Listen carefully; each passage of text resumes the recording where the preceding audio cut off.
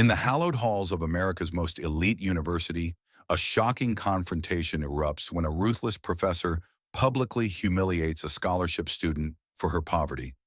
Just as all hope seems lost, the last person anyone expected, the reserved and enigmatic Barron Trump, rises to her defense with a speech so powerful it leaves the classroom forever changed, and a tyrant professor finally facing his reckoning. The tension in Professor Hargrove's advanced economic theory classroom crackled like electricity before a storm. Students shifted uneasily in their antique oak seats as Hargrove stalked between the aisles, a predator seeking weakness among his prey. His wire-rimmed glasses caught the autumn light streaming through the tall windows, momentarily masking the cold calculation in his eyes. Barron Trump observed silently from the back row.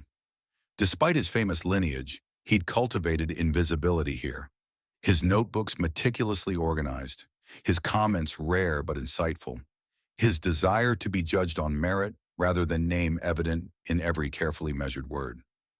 "The velocity of money," Hargrove declared, his voice slicing through the silence, "separates those with genuine economic insight from those merely playing at scholarship."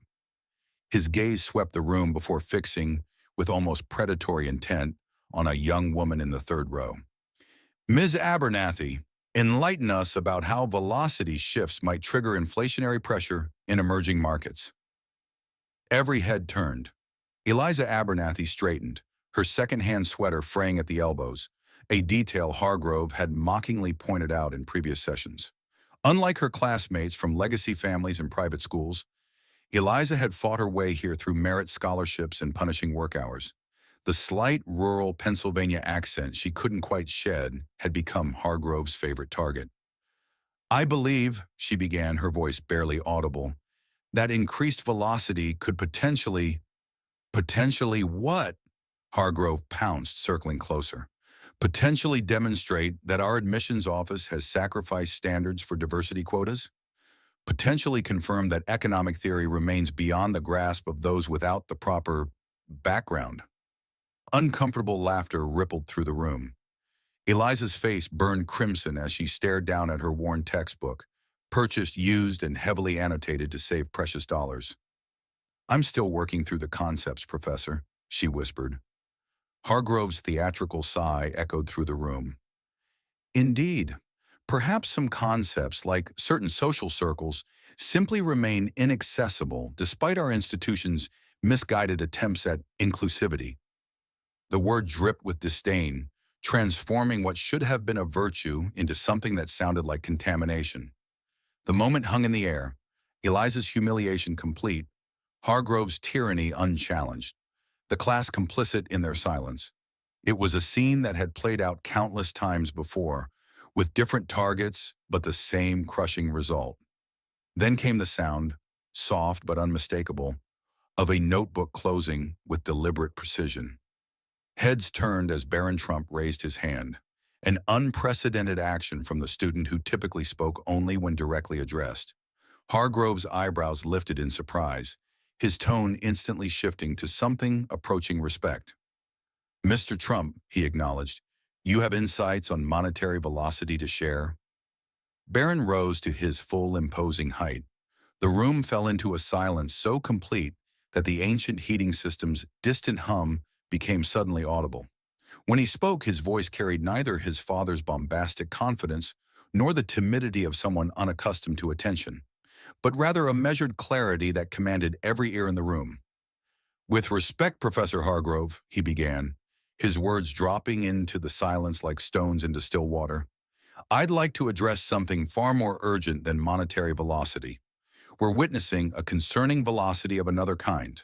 The rapid erosion of basic human dignity and academic integrity in this classroom." A collective gasp swept through the room. Students who had been slouching suddenly sat upright. Hargrove's expression froze between disbelief and rage, his mouth opening and closing without producing sound. "I beg your pardon," he finally managed, his practiced composure shattering. Barron's gaze never wavered. "Economic theory fundamentally concerns resource allocation, both material and human. When we dismiss intellectual contributions based on background rather than merit, We're not just committing an ethical failure. We're committing an economic one. He gestured toward Eliza with a respectful nod. Ms. Abernathy balances complex economic theories while navigating financial pressures many of us have never imagined. That's not a liability. It's an extraordinary demonstration of practical economic management that deserves our respect, not our ridicule. The classroom had frozen in time. Even the dust motes dancing in the sunbeams seemed suspended in the air. Hargrove's face transitioned from shock to a dangerous shade of crimson. Mr. Trump, he began, his voice vibrating with barely controlled fury, while I appreciate your sudden interest in classroom dynamics, this is hardly the forum for— On the contrary, Barron interrupted with unwavering calm, what better forum than an economics classroom to discuss the true value of diverse perspectives? Doesn't sound economic theory require understanding varied market participants? In creating an environment where only certain voices deserve respect, we're not just failing ethically, we're failing analytically.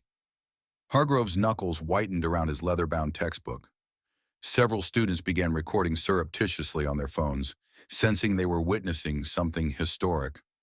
Barron turned to address his classmates directly, his eyes connecting with each section of the room. Many of us have benefited from advantages we never earned. Myself perhaps more than anyone. I've never wondered if I could afford textbooks or worried about working night shifts between exams. That doesn't diminish my efforts, but it does mean my perspective has limitations. True intellectual rigor demands we recognize that. Hargrove attempted to regain control, his voice rising. While this impromptu lecture on social justice is touching, Mr. Trump, we have an actual curriculum. This isn't about social justice, Professor, Barron countered, his voice remaining level, even as Hargrove's escalated. It's about intellectual honesty. When we mock someone's accent rather than engage with their ideas, we're not protecting academic standards. We're exposing our own intellectual bankruptcy. Murmurs of agreement began to ripple through the classroom. Several students who had laughed at Eliza's expense minutes earlier now stared at their desks in evident shame. Barron's gaze returned to Hargrove, his expression neither aggressive nor submissive, but carrying a quiet, unassailable dignity. My father has lived his life in the spotlight, making choices that history will judge, some for better, some for worse. But he taught me that a person's worth isn't determined by their bank account, their address, or their family name. It's determined by their character, their work ethic, and how they treat others, especially those who can offer nothing in return. The whispers grew louder. Hargrove's expression shifted from anger to something more calculating as he suddenly recognized the danger of publicly antagonizing a student with such connections. That's a charming perspective, Hargrove recovered, his condescension returning. But the realities of economic stratification are precisely why we should be more mindful in this classroom, Barron finished, refusing to yield the momentum. If we truly believe in economic mobility and meritocracy, then surely we must create environments where ideas are evaluated on their substance rather than their source. He gestured again toward Eliza. Ms. Abernathy was exploring how velocity affects emerging markets. I'd like to hear her complete that thought, without interruption or prejudgment. The challenge hung in the air like a gauntlet thrown. For perhaps the first time in his teaching career, Hargrove found himself outmaneuvered, trapped between his own arrogance and the unexpected courage of a student he'd assumed would never challenge him.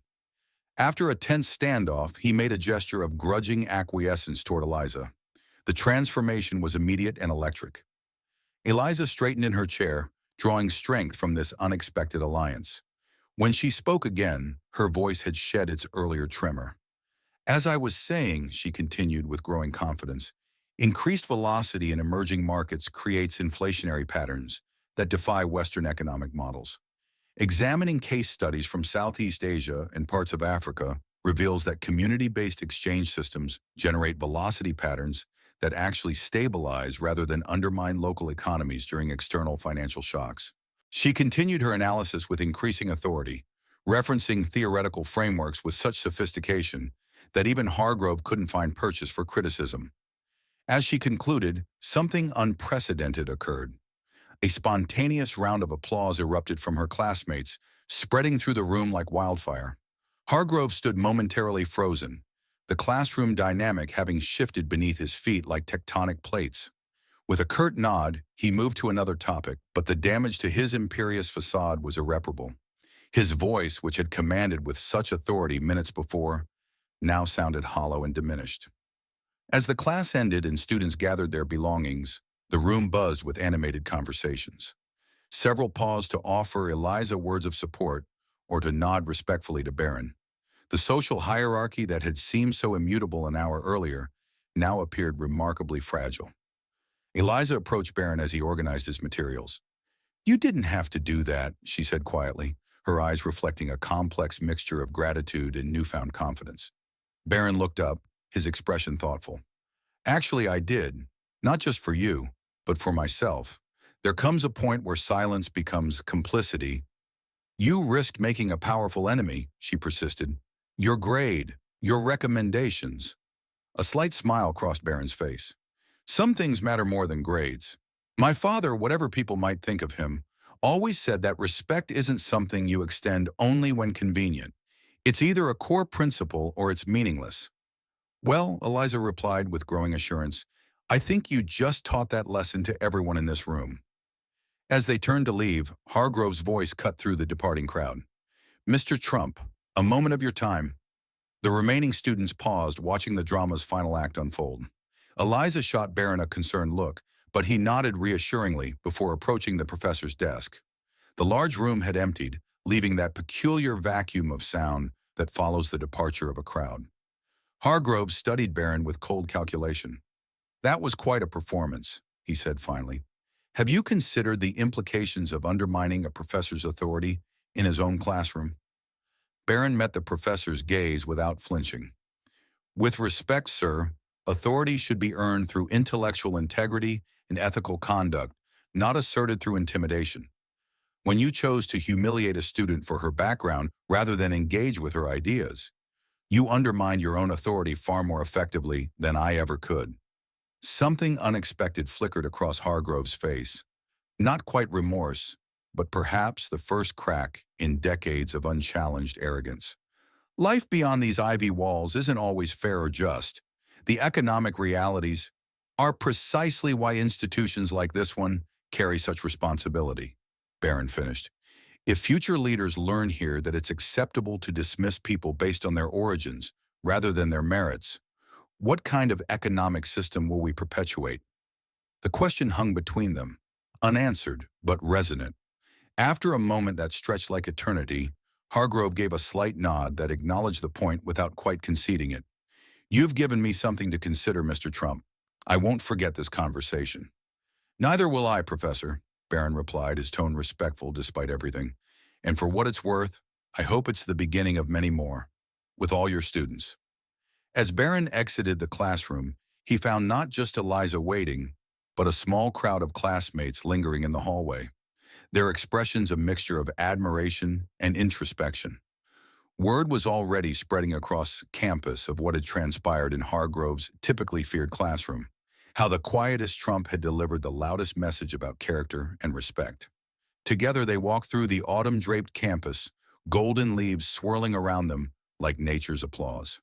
Their conversation ranged from economic theories to scholarship applications to the complex interplay of privilege and responsibility. Above them, ancient trees that had witnessed generations of students pass beneath their boughs seemed to bend slightly in acknowledgement. Some of those students would go on to shape the world with wisdom and compassion, others would wield power without either. Which path Barron Trump would ultimately walk remained to be written in the unfolding chapters of his life. But on that crisp autumn morning, in a sunlit classroom where courage had triumphed over cowardice and principle over position, he had taken a momentous step toward defining himself not by his legendary surname, but by the strength of his character and the courage of his convictions. And in the ultimate accounting of a human life, perhaps that would prove the most valuable currency of all. Subscribe for more.